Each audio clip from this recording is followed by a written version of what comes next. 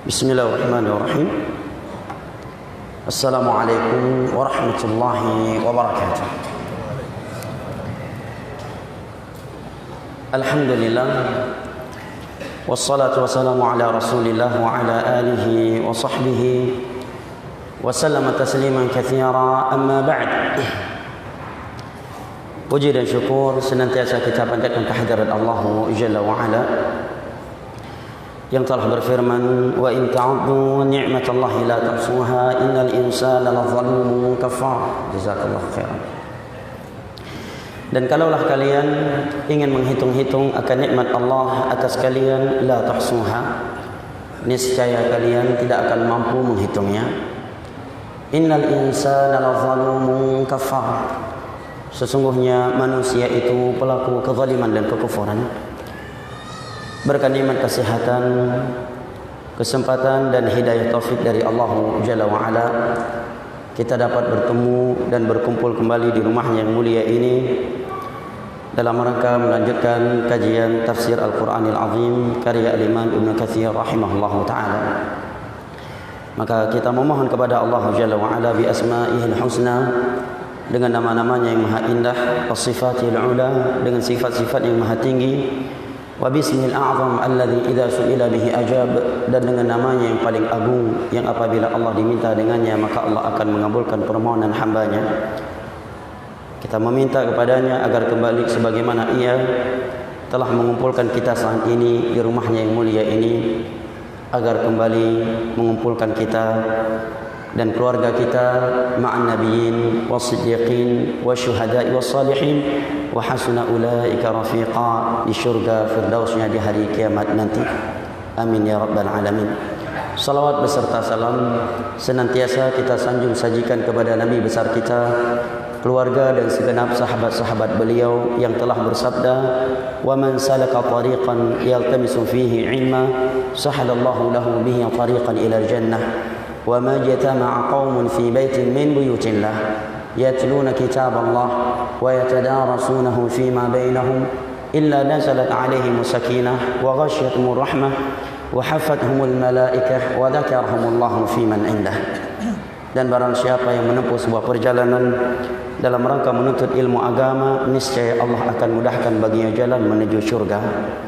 Dan tidaklah ada sebagian manusia berkumpul di rumah Allah mengkaji agama Allah sesama mereka, melainkan akan turun kepada mereka sakinah ilahi, akan tercurahkan kepada mereka rahmat ilahi, wa hafathumul malaikah, malaikat-malaikat Allah akan meliputi mereka, wa dzakarahumullahu fiman indah, dan Allah akan menyebutkan nama-nama mereka dengan pujian dan sanjungan di hadapan malaikat-malaikat yang ada di sisinya. Hadis riwayat Imam Muslim dari Abu Hurairah radhiyallahu anhu. Jamaah ibu bapak, saudara dan saudari yang lun tuan cintai dan hormati, rahimani wa rahimakumullah. Kita lanjutkan kembali pelajaran kita dari kitab Tafsir Al-Quranil Azim karya ulama besar dalam mazhab Asy-Syafi'i, yaitu Al-Imam Ibn Katsir rahimahullahu ta'ala. Dan belajar tafsir ini bagian dari keutamaan mempelajari Al-Quranul Karim, atau belajar tafsir merupakan bagian dari mempelajari ilmu Al-Quranul Karim. Dan Nabi SAW bersabda, khairukum man ta'allama Al-Qur'ana wa 'allamah. Sebaik-baik kalian adalah orang yang belajar dan mengajarkan Al-Quran. Hadis riwayat Al-Imam Al-Bukhari dari Utsman bin Affan radhiyallahu anhu.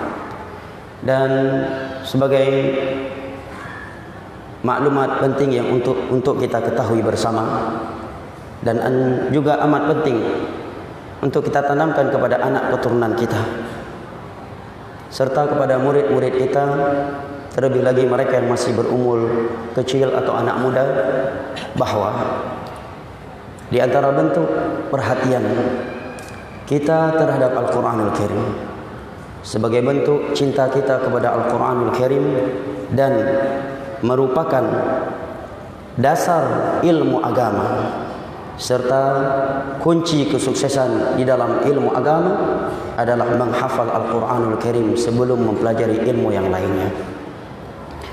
Para ulama menyebutkan beberapa dalil yang menerangkan kepada kita pentingnya dan mulianya seorang menghafal Al-Quranul Karim.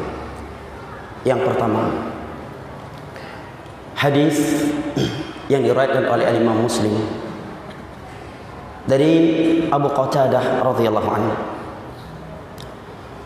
atau dari Abi Umamah Al-Bahili radhiyallahu anhu.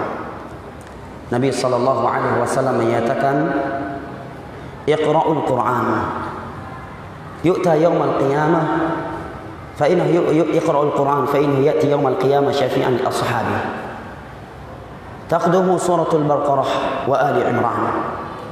Bacalah oleh kalian Al-Quran, karena sesungguhnya Al-Quran akan memberi syafaat kepada ashabnya, orang-orang yang membaca dan menghafalnya. Al-Baqarah dan Ali Imran yang dia hafal, yang dia baca, akan membelanya di hadapan Allah Jalla wa Ala. Dalil yang lainnya adalah hadis yang diriwayatkan oleh Imam Al-Bukhari bahwa Nabi SAW ketika menguburkan mayat-mayat para sahabat Nabi yang syahid, mati syahid di perang Uhud, mayatnya mereka banyak, dan beliau masukkan mereka di dalam satu kuburan yang sama. Ketika Nabi ingin menurunkan mayat mereka, maka pertanyaan Nabi kepada para sahabat yang masih hidup, ayyuhum aktsaru akhdan lil Quran fa idza ukhbira bihi qaddamahu ala ghairihi. Ketika Nabi ingin menurunkan mayat mereka ke dalam kuburan, maka Nabi bertanya terlebih dahulu, siapa di antara mayat ini yang paling banyak hafalan Al-Qur'annya? Begitu diberitahukan kepada beliau salah satu di antara mereka yang banyak menghafal Quran, maka yang pertama kali beliau turunkan dari mayatnya tersebut adalah yang paling banyak hafalannya dari Al-Qur'anul Karim. Ini dalil yang kedua menerangkan pentingnya menghafal Al-Quran. Ya. Dalil yang lainnya, Nabi SAW bersabda di dalam hadis yang diriwayatkan oleh Imam Al-Bukhari dan Muslim dari Abu Hurairah radhiyallahu anhu. Nabi menyatakan, ya ummul qauma aqra'uhum li kitabillah. Yang paling berhak menjadi imam suatu kaum adalah yang paling banyak hafalannya dari Al-Qur'anul Karim. Ini dalil yang ketiga menerangkan kepada kita pentingnya menghafal Al-Qur'an. Karena mungkin salat tarawih 11 rakaat dari pukul 12 malam sampai subuh ya baca dalailul khairat atau qasidah di dalamnya. Enggak mungkin. Al-Qur'an. Ya, dan enggak mungkin satu bulan penuh hanya juz 30 yang dibaca. Dalil lainnya adalah hadis yang diriwayatkan oleh Imam Muslim dari Hudzaifah bin Al-Yaman radhiyallahu anhu. Beliau menyebutkan bahwa Nabi SAW pernah salat malam dalam satu rakaat. Nabi membaca setelah Al-Fatihah dengan hafalannya Al-Baqarah, kemudian Ali Imran, kemudian Al-Baqarah, kemudian An-Nisa, kemudian baru Ali Imran. Hampir 5 juz kurang lebih. Atau kurang lebih 5 juz dengan hafalan. Kalau kita cuma enggak punya hafalan, bagaimana kita ingin baca panjang di dalam salat malam? Ya.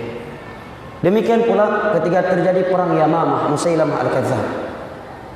Maka beberapa sahabat Nabi memulai memanggil orang-orang yang memiliki banyak hafalan. Juga di antara dalil yang menerangkan kepada kita pentingnya menghafal Al-Quran adalah hadis yang diriwayatkan oleh Imam Al-Bukhari dari Abu Musa Al-Asy'ari radhiyallahu anhu. Nabi sallallahu alaihi wasallam menyatakan, ta'ahadu hadzal Qur'an fa innahu walladhi nafsi biyadihi la ashaddu tafallutan min al-ibli fi 'uquliha. Hendaknya kalian mengulang-ulang hafalan Al-Quran kalian. Tidaklah Nabi memerintahkan kita untuk mengulang-ulang hafalan Al-Quran, melainkan karena Al-Quran tersebut telah dihafal. Ya, ini isyarat bahwa seorang itu menghafal Al-Quran. Kalau dia sudah menghafal, maka datang perintah untuk menjaga hafalannya. Berarti ada anjuran untuk menghafal Al-Quran. Ya. Karena Al-Quran akan lebih cepat lepas daripada onta dari ikatannya. Kemudian secara rasio ilmiah menunjukkan bahwa Al-Quran penting untuk dihafal. Sebagai contoh, kalau dia mau salat, kalau dia nggak punya hafalan, maka dia tidak akan mungkin bisa membaca bacaan yang panjang di dalam salatnya. Sementara salat tahajud adalah sebuah salat yang menganjurkan kita untuk memperpanjangkan bacaan di dalamnya. Kemudian juga para ulama menyebutkan bahwa Al-Quran adalah modal dan bahan seorang dalam berceramah. Oleh karena itu kita melihat kalau pergi haji atau umrah, khatib-khatib yang ada di dalam Masjidil Haram dan Masjid Nabawi, ketika mereka berkhutbah seperti mesin yang keluar ayat, hadis, ayat, hadis, ayat, hadis, ayat, hadis, ayat, hadis, dan tiba-tiba wassalamualaikum warahmatullahi wabarakatuh. Tiada di antara mereka yang bawa cerita mimpi, ba'tha bohoro, lon tuan gelumpo. Suatu hari saya mimpi, saya melihat begini dan begitu, tidak ada. Al-Quran hadis, Al-Quran hadis, Al-Quran hadis. Nah, berikut ini akan saya bacakan ucapan para ulama yang menerangkan kepada kita pentingnya menghafal Al-Quran dari ulama-ulama Islam yang terpandang dan terpercaya dari kalangan ulama salaf.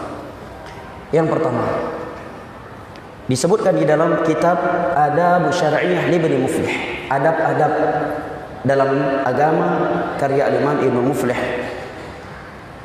Beliau menyatakan qala al-Maimuni, seorang ulama Maimuni berkata, sa'altu Abu Abdullah yakni Imam Ahmad. Aku pernah bertanya kepada Imam Ahmad, ulama besar, salah satu dari empat imam madhab. Aku bertanya kepada Imam Ahmad, ayyuhuma ahabba ilaika abda ibni bil Quran atau bil hadis? Wahai Imam Ahmad, mana yang lebih engkau suka untuk anakku? Dia memulai menghafal Al-Quran atau hadis dulu baru Al-Quran? Maka kata Imam Ahmad menyatakan, la bil Quran, bukan dengan hadis dulu. Hafalkan dia Al-Quran dulu. Ini perbandingannya dengan apa? Hadis, bukan dengan Da'ilul Khairat, bukan dengan kasidah, bukan dengan lagu India. Perbandingannya dengan hadis. Al-Quran dan hadis, mana yang lebih utama untuk dihafal duluan? Perbandingannya dengan hadis, bukan dengan Da'ilul Khairat, bukan dengan kasidah, bukan dengan syair, bukan dengan lagu India, dan bukan pula dengan hal-hal yang tidak bermanfaat. Kata Imam Ahmad, la bil Quran, Quran dulu baru hadis Nabi. Qala wa alimu kullahu. Kemudian aku kembali bertanya kepadanya, kata Maimun, bagaimana kalau kedua-duanya sekaligus saya hafalkan untuk dia? Kata Imam Ahmad, illa an ya'sur fatu'allimuhu min. Kalau sulit, maka jangan. Kecuali kalau dia mampu, maka sebagian hadis sesekali tidak mengapa. Ini perbandingannya dengan apa? Dengan hadis Nabi SAW, kan dengan kitab Jawa, Arab Jawa, atau yang semisal dengannya. Perbandingannya dengan hadis Nabi SAW. Yang kedua, Imam Khatib Al-Baghdadi. Ini ulama besar dalam madhab Syafi'i. Al-Imam Khatib Al-Baghdadi hidup pada 400 Hijriah. Dalam kitab Al-Jami' li Akhlaqir Rawi wa Adabis Sami', kitab yang menerangkan akhlak seorang perawi hadis dan seorang murid, kata beliau, yang bagi lit-talib an yabda bi hifzi kitabillah azza wa jalla id kana ajalla al-ulum wa aulaha bis-sabq wa taqdim. Seyogyanya bagi seorang penuntut ilmu agama agar memulai dengan menghafal Al-Quran, karena Al-Quran merupakan ilmu yang paling mulia dan yang paling harus diutamakan dari seluruh ilmu agama. Khatib Al-Baghdadi, ulama besar dalam madhab Syafi'i, hidup pada abad keempat Hijriah. Kata beliau, yanbaghi lit-talib an yabda' bi hifdzi kitabillah azza wa jalla id kana ajalla al-ulum wa aulaha bis-sabq wa taqdim. Seyogyanya bagi para penuntut ilmu agama agar mengawali ilmu mereka dengan menghafal Al-Quran, karena Al-Quran adalah ilmu yang paling mulia dan yang paling utama untuk dikedepankan dan diprioritaskan. Siapa yang berkata jemaah? Khatib Al-Baghdadi, tahun 400 Hijriah. Iwatenyan golomna Wahabi. Golomna Wahabi watenyan. Karena baru 400 Hijriah. Belum ada Wahabi di masa itu. Yang ketiga, Imam Nawawi, ulama besar dalam mazhab Syafi'i. Beliau hidup pada abad 600 Hijriah dan di masa itu juga belum ada Wahabi. Beliau menyatakan di dalam muqaddimah kitab beliau Al-Majmu' Syarh Al-Muhadzab, kata beliau, wa awwalu yu'tada'u bihi hifdzul Qur'anil Karim fa huwa ahammul ulum. Ilmu yang pertama kali yang harus dimulai oleh penuntut ilmu agama adalah menghafal Al-Qur'anul Karim. Karena Al-Qur'anul Karim adalah ilmu yang paling mulia. Kemudian beliau mempertegaskan lagi, wa kana as-salaf la yu'allimuna al-hadits wal fiqh illa liman hafizal Qur'an. Dan para ulama salaf dahulu, mereka tidak akan mengajarkan ilmu hadis dan fikih kecuali kepada orang-orang yang telah menghafal Al-Qur'anul Karim secara keseluruhan. Ini Imam Nawawi, ulama besar dalam mazhab Syafi'i. Dan beliau hidup pada abad 600 Hijriah. Sekali lagi, di masa itu belum ada Wahabi, dengan tanda kutip. Kemudian Imam Syafi'i dalam kitab Sifatus Safwah karya Al-Imam Ibnul Jauzi jilid kedua halaman 151, beliau menyatakan, man ta'allama al-Qur'ana 'azumat qimatu. Barang siapa yang menghafal Al-Qur'an, belajar Al-Qur'an, dia akan mulia. Jangan dibuat justru sebaliknya. Yang hafal Al-Quran dapat paham. Yang hafal Al-Quran yang cuma hafal kasidah, laguin dia tapi yang hafal Al-Quran dapat paham. Sebaliknya zaman sekarang Imam Syafi'i menyatakan, man ta'allama Al-Qur'ana 'azamat qimatuh. Orang yang menghafal Al-Quran, belajar Al-Quran akan mulia di sisi para ulama. Imam Syafi'i. Ibnu Abdul Bar, seorang ulama bermazhab Maliki, hidup pada abad 400 Hijriah, ulama besar kaum muslimin di Maroko, di Maghrib. Dalam kitabnya Jami' Bayanil Ilmi wa Fadlih, beliau menyatakan, Al-Quran aslul ilm. Al-Quran merupakan landasan ilmu yang paling utama. Faman hafizahu qabla bulughihi thumma farigha ila ma yasta'inu bihi ala fahmihi min lisanil Arab kana dhalika lahu 'aunan kabiran ala muradihi min. Barang siapa yang menghafal Al-Quran sebelum umur balik. Umur balik dalam Islam, kalau laki-laki sudah sempurna umurnya 15 tahun dengan hitungan Hijriah, atau sudah mimpi basah, atau dengan tumbuhnya, mohon maaf, rambut di sekitar kemaluan. Untuk wanita ditambah tanda yang keempat, yaitu sudah haid. Kata beliau, orang yang telah menghafal Al-Quran 30 juz sebelum umur balik, setelah itu dia baru belajar bahasa Arab, dan ilmu yang lainnya, maka sungguh hafalan dia yang telah dia selesaikan akan membantu dia untuk memahami seluruh ilmu setelah itu. Bukan sebaliknya. Ini ucapan ulama Islam yang benar-benar ulama. Ibnu Abdul Bar hidup di abad 400 Hijriah dari Maroko. Kalau dia hafal Al-Quran sebelum balik, setelah itu baru belajar bahasa Arab, maka hafalan dia Al-Quran tersebut akan membantu dia untuk memahami sastra Arab dengan benar. Kemudian kata beliau, wa min sunani Rasulillah sallallahu alaihi wasallam, dan akan membantu dia untuk memahami hadis-hadis Nabi sallallahu alaihi wasallam. Beliau juga menyatakan di tempat yang sama, awwalul ilm hifdzu kitabillah azza wa jalla wa tafahhum. Ilmu yang pertama kali harus dipelajari adalah menghafal Al-Quran dan memahaminya. Wa kullu ma yu'inu ala fahmihi fawajibun talabuhu ma'ah wa la aqulu inna hifdhahu kullahu fardhun. Dan seluruh bidang ilmu yang membantu kita untuk memahami Al-Quran maka juga wajib dipelajari. Akan tetapi aku tidak menyatakan bahawa menghafal Al-Quran secara keseluruhan 30 juz itu wajib. Walakinni aqul inna dzalika syartun lazimun ala man ahabba an yakuna aliman faqihan. Tapi menghafal Al-Quran 30 juz merupakan syarat yang harus ada pada orang yang ingin menjadi ulama dan menjadi faqih, nasiban nafsuhu lil ilm, yang menobatkan dirinya kepada ilmu agama. Laisa min babil fardh, bukan sebagai kewajiban. Tapi kalau dia ingin menjadi ulama, ingin menjadi faqih, ingin dinobatkan ke ilmu agama, syartun lazimun, ini syarat, harus hafal Al-Quran. Kata Imam Ibnu Abdul Bar. Kata beliau, enggak layak dikatakan ulama kalau enggak hafal Al-Quran.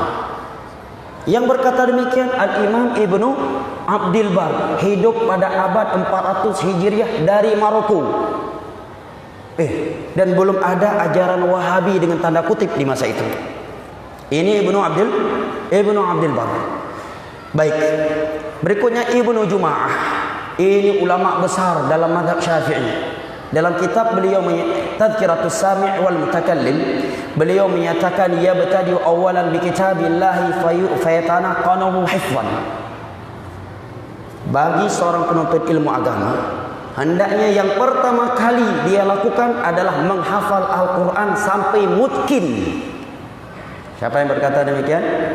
Ibnu Juma'ah, ulama besar dalam mazhab Syafi'i.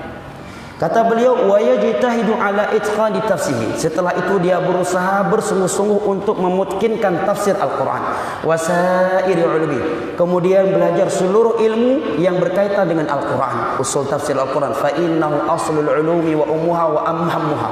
Karena ilmu Al-Quran adalah ilmu paling fundamental, merupakan sumber ilmu dan intisari agama Islam. Ibnu Juma'ah, ulama besar dalam mazhab Asy-Syafi'i.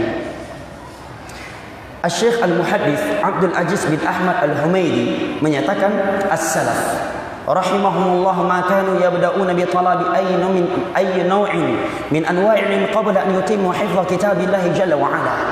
Ulama salaf terdahulu mereka tidak akan belajar salah satu dari bidang ilmu agama kalau mereka belum hafal Al-Qur'anul Karim. إذ كيف يتجاوزون كتاب الله ثم يبتغى بعد ذلك العلم ويطلب وهو أصل العلوم ومنبع الهدى والآيات البينات التي أنزلها الله عز وجل وأودعها صدور أهل العلم. Karena bagaimana pantas orang yang belajar ilmu agama, Al-Quran dia undurkan, dia kebelakangkan, dia tinggalkan, kemudian dia mencari ilmu lain setelah itu. Ini enggak pantas. Al-Quran disepelekan demi ilmu lain dari ilmu agama. Karena Al-Quran adalah aslul ulum, adalah asal, landasan seluruh ilmu agama. Manba'ul huda adalah mata air atau merupakan sumber petunjuk dan ayat-ayat yang nyata yang Allah turunkan. Ini kata Imam Syekh Al-Muhaddits Abdul Aziz bin Ahmad Al-Humaidi. Berikut ini beberapa kisah dari para ulama terdahulu menyikapi orang-orang yang datang ke majelis mereka dan belum hafal Al-Quran. Disebutkan oleh Imam Az-Zahabi dalam kitabnya Siyar Al-A'lam An-Nubala, ketika beliau berbicara tentang biografi seorang ulama tabi'in yang bernama Abdul Malik Ibnu Jurayj. Abdul Malik Ibnu Jurayj. Beliau menyatakan ataitu Atha yakni Ibnu Abi Rabah. Suatu hari aku datang ke majelis Atha Ibnu Abi Rabah. Atha Ibnu Abi Rabah ini merupakan ulama tabi'in yang paling faqih dalam masalah manasik haji. Ulama besar di kalangan tabi'in. Beliau datang ke majelis Atha Ibnu Abi Rabah. Siapa tadi? Abdul Malik Ibnu Jurayj.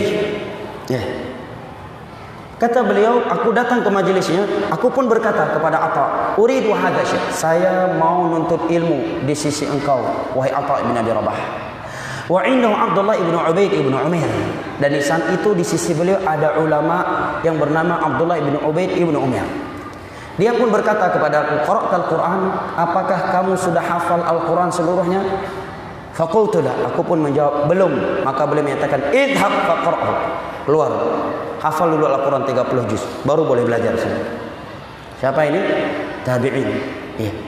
Maka kata Abdul Malik, kata Abdul Malik bin Jurayj, kata beliau idhab faqra' thumma utlub bil ilm, pergi hafal Al-Quran kemudian baru menuntut ilmu yang lain. Faghabbartu zamanan hatta qara'tul Quran, maka aku pun fokus sekian tahun, sekian lama aku menghafal Al-Quran. Setelah aku hafal secara keseluruhan baru menuntut ilmu agama. Ini di masa tabi'in. Bukan lagu India yang diwafai, kasidah atau syair-syair yang hanajilah, yang tidak bisa dijadikan dasar hukum dalam agama. Ini ulama terdahulu. Contoh lain, dalam kitab Siyar al-A'lam An-Nubala pada jilid ke-9 halaman 351 dari Abil Aina rahimahullah. Beliau menyatakan ataitu Abdullah ibn Daud al-Khuraibi faqala ma ja'a bika qultu al-hadith qala idza fatahfadhil Qur'an. Aku datang ke majelis hadis Abdullah ibn Daud. Dia pun bertanya kepadaku, "Ngapain kamu ke sini?" Maka aku menjawab, "Ingin menghafal hadis." Maka beliau menyatakan, "Pergi hafalin dulu Al-Qur'an." Kata ahli hadis ini, "Qultu qad hafaltul Qur'an." Aku pun menyatakan aku sudah hafal Al-Qur'an. Baru diperbolehkan.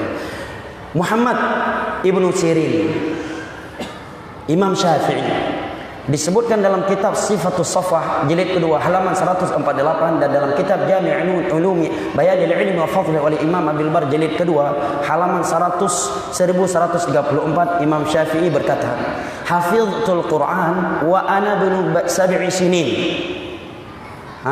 Aku sudah hafal 30 juz Al-Quran di saat umurku 7 tahun. Bahkan hangga hafal kitab kuning le, kitab Jawa atau kitab-kitab yang lain le. Bahkan hangga hafal syair le, kasidah atau lagu India dua boh le sebagai modal ceramah. Tidak. Kata beliau, hafizul Quran wa ana ibnu 7 sinin. Aku sudah hafal 30 juz Al-Quran di saat aku berumur 7 tahun. Ini Imam Syafi'i. Wa hafizul Muwatta wa ana ibnu 10 sinin, dan aku hafal Muwatta Imam Malik. Puluhan ribu hadis Nabi di dalamnya dengan sanadnya. Karya guru beliau Imam Malik di saat aku berumur 10 tahun. Oleh karena sebagian mereka menyatakan kana a'lamuna ahfazana. Orang yang paling berilmu di sisi kami adalah orang yang paling banyak menghafal Al-Quran dan hadis. Jangan justru itu pet. Orang yang menghafal Al-Quran dan hadis. Kata Imam Syafi'i, aku sudah hafal Al-Quran di saat aku berumur 7 tahun. Dan aku sudah menghafal Muwatta Imam Malik di saat aku berumur 10 tahun. Wa yaqul, dan beliau juga pernah berkata, kuntu yatiman fi hijri ummi law lam yakun ma'aha ma tu'til mu'allim wa kana al-mu'allim qad radiya minni an ukhallifahu idza qam falamma khatamtu al-Qur'an dakhaltu al-masjid fa kuntu ujalis al-ulama. Aku lahir dalam keadaan yatim. Artinya aku anak yatim. Yang mengasuhku adalah ibuku. Dan ibuku adalah wanita lemah, miskin, gak punya uang yang bisa dia berikan kepada guru-guru agama yang akan mengajarkan aku. Tetapi saat itu ada guru yang rela menerimaku dan aku membantunya ketika beliau pergi. Begitu aku sudah hafal Al-Quran 30 juz, kemudian masuk masjid, setelah itu baru duduk di depan para ulama. Sebelumnya di mana dulu? Halaqah Al-Quran dulu. Imam Syafi'i rahimahullahu ta'ala. Imam Ibnu Hajar Al-Asqalani, ulama fikih hadis dalam mazhab Syafi'i. Beliau disebutkan oleh murid beliau sendiri As-Sakhawi dalam kitabnya Adh-Dhaw Al-Lami'. Ketika membicarakan biografi Ibnu Hajar, beliau menyatakan annahu hafizal Qur'ana wa huwa ibnu 9 sinin. Ibnu Hajar ini sudah hafal Al-Quran di saat beliau berumur 9 tahun. Ibnu Hajar hana gedepa yang lebih penting pakah belajar kitab Jawa le, maafai kitab syair le padung boh. Hana gedepa penting belajar kitab yang lain le, belajar nahwu le, belajar saraf le. Tidak.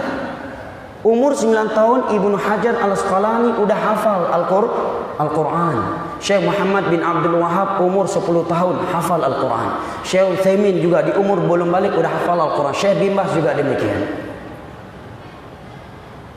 Setelah itu baru mereka belajar yang lain. Jangan kita balik. Na'udzubillah min dzalik. Sungguh besar dosa kita kalau gara-gara ucapan kita orang jadi berhenti menghafal Al-Quran.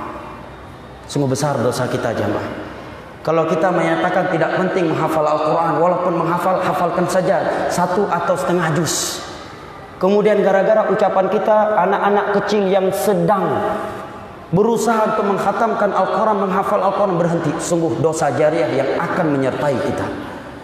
Di dalam sebuah hadis yang diriwayatkan oleh Imam Muslim dari Abu Hurairah radhiyallahu anhu, Nabi sallallahu alaihi wasallam bersabda, "Wa man da'a ila dhalalatin kana 'alaihi wizruha wa wizru man tabi'ahu min ghairi an yanqusa min awzarihim syai'a." Barang siapa yang menyuruh kepada kesesatan, adakah kesesatan yang lebih besar daripada ucapan yang mengatakan tidak penting menghafal Al-Quran dengan alasan khawatir nggak akan faqih, nggak akan faham ilmu agama? Sangat bahaya.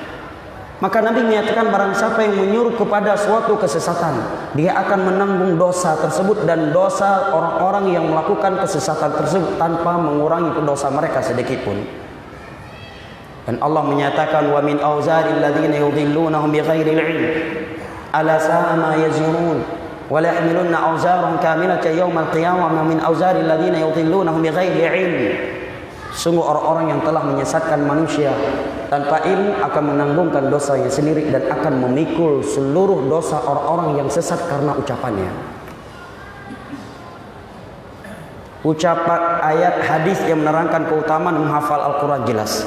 Ucapan para sahabat, para tabi'in, Imam Syafi'i dan sekian ulama Islam cukup jelas. Kalau saya sebagai orang Muslim, saya lebih percaya kepada hadis ucapan sahabat, tabi'in dan ulama Islam daripada selain mereka terkait menghafal Al-Quran. Nah,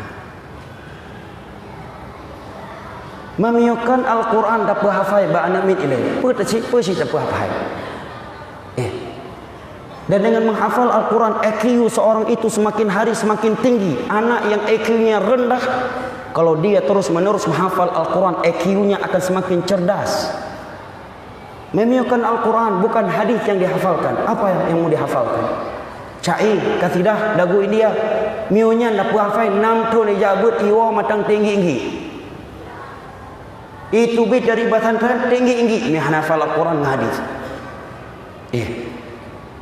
Tapi sayang, banyak orang yang terpengaruh dengan syubhat tersebut. Nyangkuh yang gekeun le urang tuha tayo jamun yang deuh kinang penget. Dalam terang menerang ada cahaya, kita bisa salah jalan. Para ulama menyebutkan ada beberapa syubhat sebagian orang untuk tidak menghafal Al-Quran. Di antaranya sibuk dengan ilmu agama. Maka bantahannya kata para ulama adalah hadis dan ucapan ulama Islam yang memerintahkan kita untuk mengawali dengan menghafal Al-Quran. Yang kedua, bagaimana dikatakan kita tersibukkan nanti dari ilmu yang lain kalau hafal Al-Quran. Sementara Al-Quran adalah landasan ilmu yang paling utama. Dan Alhamdulillah, di pondok-pondok sunnah, di samping ada tahfidzul Quran, juga ada pelajaran nahwu, ada pelajaran jurumiyah, mutammimah, syarah mutammimah, ad-duratul bahiyah, qatrun nada dengan syarahnya Ibnu Hisham, Alfiyah Mimalik dengan syarahnya Ibnu Aqil, ya, dan juga Mughni Labib Al-Imam Ibnu Hisham. Syarah juga ada pelajaran syarah, kitab-kitab Arab, Sahih Muslim dengan syarah Imam Nawawi, Sahih Bukhari dengan syarah Imam Ibnu Hajar Al-Asqalani. Ya, kitab akidah ada pelajaran kitab Lu'atul I'tiqad, gurunya karyanya Imam Ibnu Qudamah. Ya, dan kitab-kitab Arab yang lainnya. Dengan menghafal Al-Quran, seluruh ilmu agama akan mudah untuk dipelajari dan dihafal setelah itu. Baik karena tayo haik tamafai dan baik deh tayo hana hafalan Al-Quran, tayak upai orang menghafal Al-Quran. Sungguh besar dosa kita jamaah ini, muliakan Allah kalau seperti itu sikap kita. Ini hal yang amat penting untuk saya terangkan agar anak keturunan kita tidak terkena syubhat kaum liberal yang yaqut menghafal Al-Quran. Itu syubhat kaum liberal. Ada salah satu tokoh liberal Indonesia yang menyatakan zaman sekarang enggak penting, enggak perlu lagi hafal Al-Quran karena sudah zaman digital. Kibai belah ban kalau kah babangai tertuh perteng haba bangai. Alasannya ini zaman digital. Manta solat tahajud pun dah buka HP. Tak buka HP Al-Baqarah. Nyampi bisa salah tak buka HP tak kalah. Salah. Yang salah satu tokoh liberal Indonesia.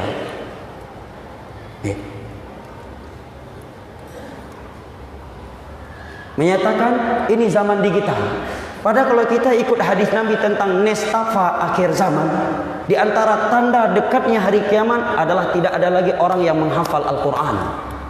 Dalam Sahih Muslim Nabi sebutkan hari kiamat terjadi tatkala Al-Quran Allah angkat dari mushaf. Mushaf ini tiba-tiba kosong, nggak ada lagi tulisan Al-Quran. Wa min suduri rijal, dan tiba-tiba para penghafal Al-Quran dada mereka kosong, tidak ada lagi Al-Quran. Dan kesaat itu kalimat Allah tidak ada lagi yang menyebutkannya. Maka atas mereka terjadi hari kiamat wahum syirarul khalqi indallah, dan mereka seburuk-buruk makhluk di sisi Allah Subhanahu wa taala. Syarat bahwa Al-Quran itu dihafal dengan dada jamaah. Sungguh benar apa yang dikatakan oleh para ulama terdahulu, man khalafa sunnah tanaqadh. Barang siapa yang beragama tidak mengikuti jalannya para sahabat, para tabi'in atau tabi'ut tabi'in yang telah dibawa oleh para ulama setelahnya seperti 4 imam mazhab, pasti banyak kontradiksi pada ucapan dan perbuatannya. Nah, ini hal yang sangat penting untuk saya sampaikan agar kita tetap cinta menghafal Al-Quranul Karim, dan agar kita tetap menanamkan kecintaan untuk menghafal Al-Quranul Karim kepada anak keturunan kita dan murid-murid kita, agar mereka dan kita mendapatkan sebuah keutamaan yang Nabi SAW sebutkan di dalam hadis yang sahih, man qara al-Qur'ana yuksa yaumal qiyamah tajan dhaw'uhu ahsan min dhaw'i syams wa yuksa walidahu tajan dhaw'uhu ahsan min dhaw'i syams fayaqulani bima kusina hadha fayaqalu bi akhdhi waladikum al-Qur'an. Pada hari kiamat orang yang menghafal Al-Quran diberikan mahkota yang cahayanya lebih hebat daripada cahaya matahari, dan kedua orang tuanya juga diberikan mahkota yang cahayanya lebih hebat dari cahaya matahari. Mereka pun berkata, ya Allah, kenapa kami bisa memiliki mahkota ini? Dikatakan kepadanya, karena anak kalian penghafal Al-Quran. Karena anak kalian telah mengambil Al-Quran. Dan buktinya lagi di dunia, Nabi ketika menurunkan mayat para sahabat yang mati syahid di medan Uhud, Nabi tanya dulu, dari mayat ini siapa yang paling banyak hafalannya? Begitu diberitahukan, maka dia duluan yang diturunkan mayatnya ke dalam liang lahat.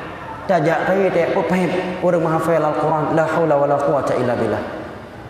Kita mesti bertobat kepada Allah dan banyak-banyak beristighfar dan bertobat kepada Allah dari ucapan-ucapan yang seperti ini, andai kata keluar dari mulut kita. Di sini ada pertanyaan, afwan Ustaz, di luar tema, apa hukumnya jualan di trotoar? Apakah dibolehkan Ustaz? Jazakallahu khairan. Ini perlu ditanyakan kepada aturan pemerintah setempat. Dan saya kira pemerintah tidak mengizinkan jual beli di trotoar. Betul?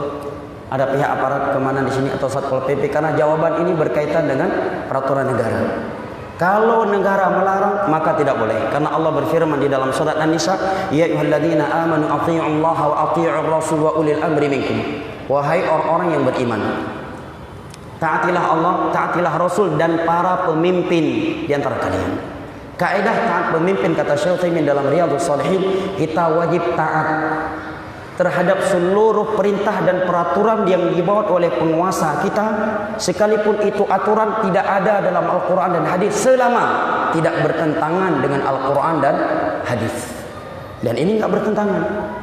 Kedua, kalau kita jadikan trotoar untuk jual beli, khawatirnya kita kena hadis Nabi yang berbunyi, man ada musliman aw dhayyaqa manzilan aw qata'a tariqan fala jihadalah.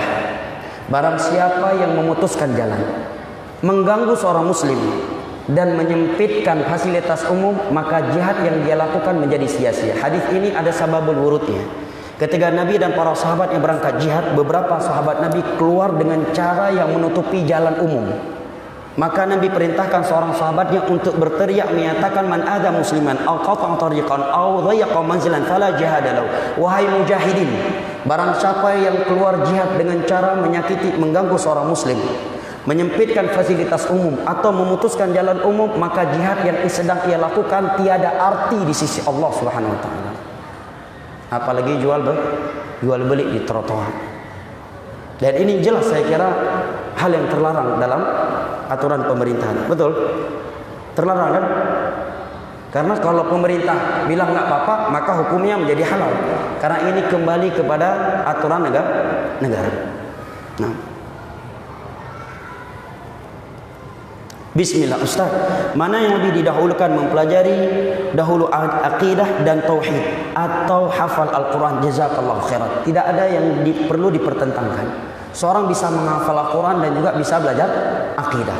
Para ulama membahas, kalau dia seorang yang sudah dipersiapkan untuk menuntut ilmu agama, orang tuanya dukung dia, orang tuanya di atas sunnah, dan meminta dia untuk menuntut ilmu agama, dia masih muda, maka yang pertama kali dia sentuh Al-Quran, jangan yang lain dulu.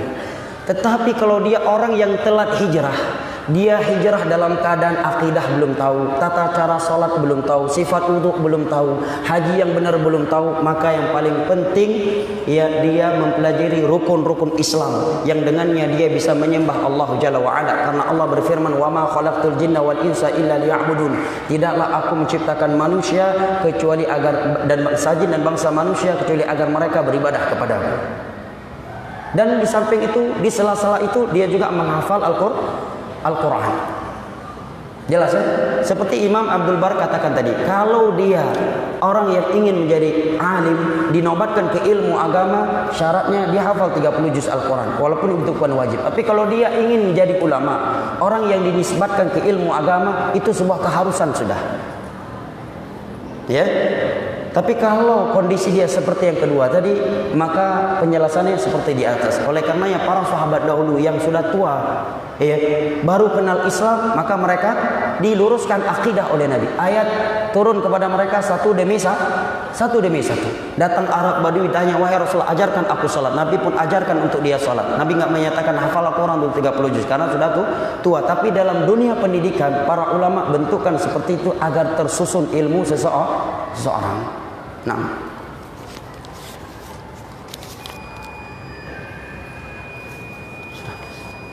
sudah ada. Baik, karena waktu yang telah habis, saya kira sampai di sini. Lebih dan kurangnya Tuhan mohon maaf. Wabillahi taufiq wal hidayah. Sallallahu ala nabiyina Muhammad wa ala alihi wa sahbihi wa sallam. Wa akhiru da'wana anil hamdulillahi rabbil alamin. Wassalamualaikum warahmatullahi wabarakatuh.